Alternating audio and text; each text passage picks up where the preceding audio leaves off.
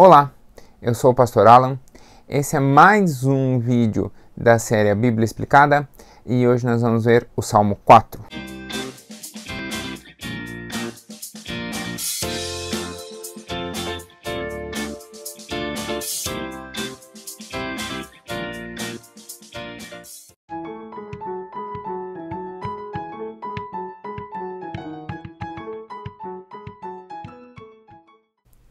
No vídeo de introdução, eu tinha dito que os capítulos de Salmos são independentes, o que é uma verdade, porque os Salmos eles podem ser relembrados, eles podem ser salmodiados, eles podem ser usados como oração, sem necessariamente você precisar recorrer de um ao outro.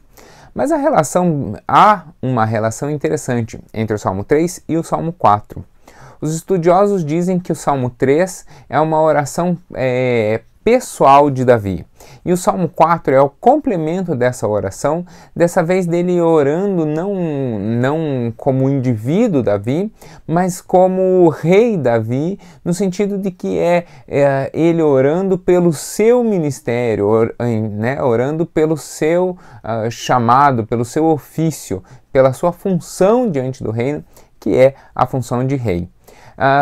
O salmo ele tem uma introdução, ele é um salmo davídico, então aquela ideia de Davi continua valendo. A gente não sabe se foi Davi que escreveu, se foi Davi que ditou e alguém escreveu, ou alguém escreveu sem Davi saber, mas alguém escreveu a respeito, por exemplo, de uma oração ou de algum relato de Davi, e a pessoa transcreveu. Então seria em homenagem a Davi ou relembrando a fala de Davi.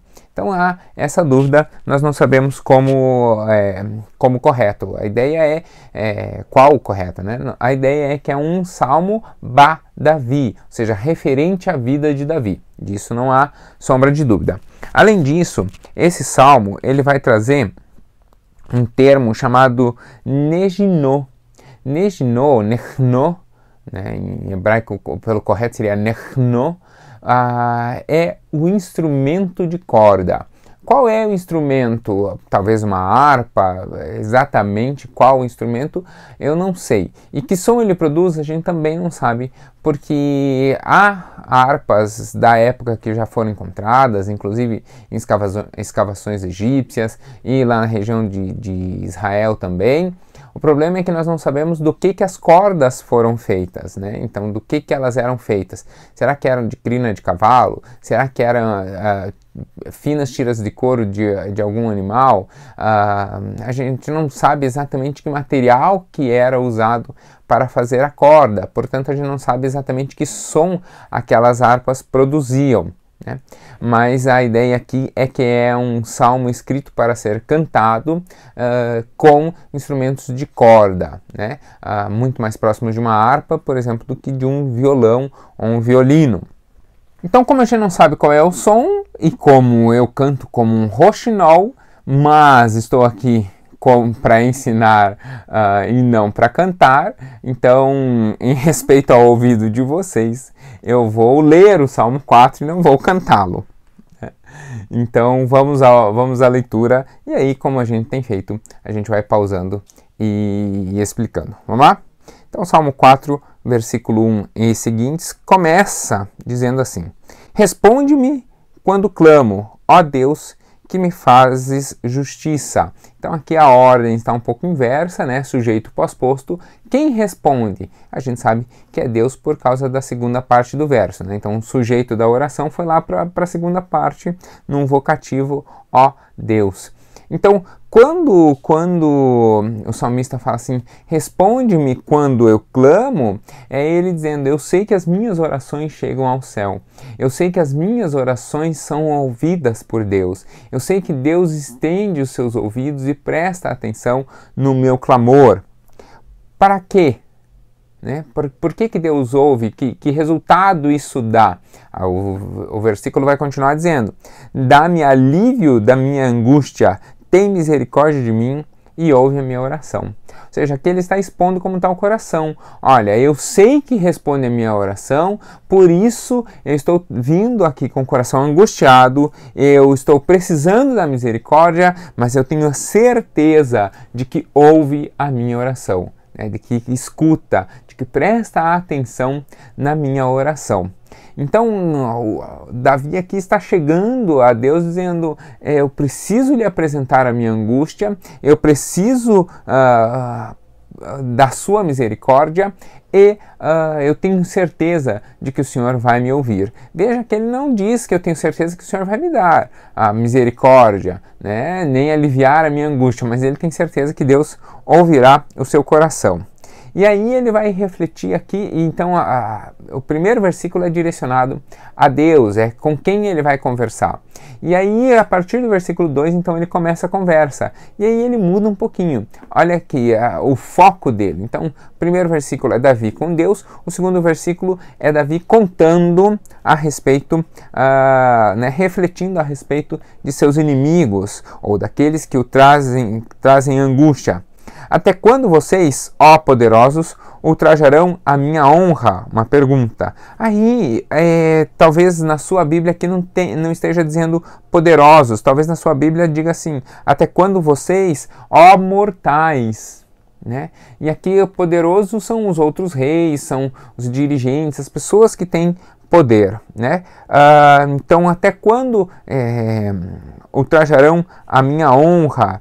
Ou há algumas versões que vão dizer assim, até quando vocês desonram aquele a quem oro? Ou até quando vocês desonram aquele a quem me glorio? Então aqui Davi está falando assim, olhando para os poderosos e dizendo, vocês estão confiando nos seus próprios dons, nos seus próprios talentos, nas suas próprias forças. Até quando vocês vão fazer isso? Então Davi está dizendo, vocês estão se levantando contra o próprio Deus. Né? Aqui é uma função profética, né? Denunciando um pecado.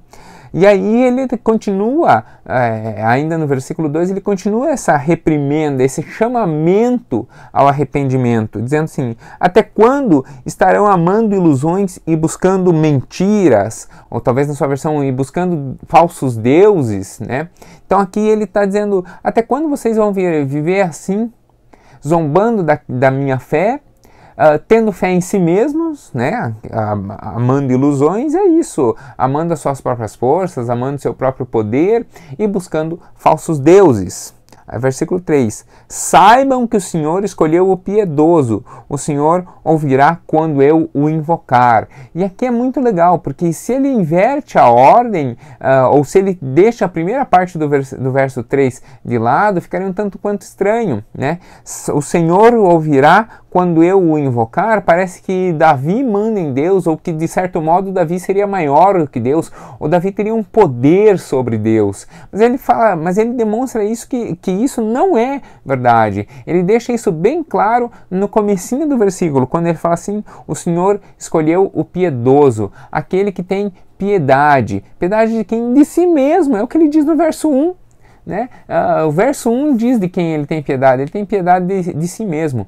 Davi tem certeza da sua identidade e por isso tem tranquilidade de apresentar cada uma das suas falhas, cada um dos seus erros, cada uma das suas angústias, como ele diz no verso 1, cada uma das suas angústias diante do Senhor. E aí ele continua demonstrando por que Davi caminha com Deus e por que Deus ouve e por que os outros poderosos isso não acontece. É o que ele vai dizer no verso 4 seguinte. Veja quando ele diz ali, quando vocês ficarem irados, não pequem. Ao deitar-se, reflitam nisso e aquietem-se. Ou seja, ele está dizendo, vocês estão ficando irados e estão pecando. Quando isso acontecer, a ira acontecer, porque acontece, né? Injustiças, erros, tal. Então, quando isso acontecer, vocês não pequem. Vocês reflitam sobre isso, né? E aquietem-se. E aí o versículo 5, ele vai chamar vai fazer um chamado ao arrependimento e de uma ação de arrependimento. Por isso que ele diz, ofereçam sacrifícios como Deus exige e confiem no Senhor. Então ele está dizendo aqui, ofereçam sacrifícios, é isso. Busquem a expiação do pecado de vocês e confiem no Senhor. E aí ele faz inclusive a reflexão, que vai aparecer no verso 6. Então muitos perguntam, quem nos fará desfrutar o bem? E aí vem a resposta, Faze, ó Senhor, resplandecer sobre nós a luz do teu rosto. Encheste, verso 7, encheste o meu coração de alegria. Alegria maior do que aquelas que têm fartura de trigo e de vinho. Ou seja, a alegria de Davi exposta aqui não está restrita aos bens materiais que ele tem, ou à produção, né, do alimento, ou à produção da festa, que é a farinha e o vinho, nessa ideia, mas a alegria dele está em algo muito maior. Em paz me deito e logo adormeço, pois só tu, Senhor, me fazes viver em segurança. Então veja a transformação que esse salmo provoca. Verso 1, Davi está falando que apresenta a sua angústia e pede por misericórdia. Ele diz literalmente, dá alívio da minha angústia. Davi não diz que não passará por angústia, mas ele, no último verso, no verso 8, ele diz que dorme em paz. Porque essa carga foi depositada diante de Deus e, como diz no verso 5, ele confia no Senhor. Que você possa passar pelo mesmo processo de apresentar cada uma das suas angústias diante de Deus e descansar no Senhor, certo de que Ele te atenderá.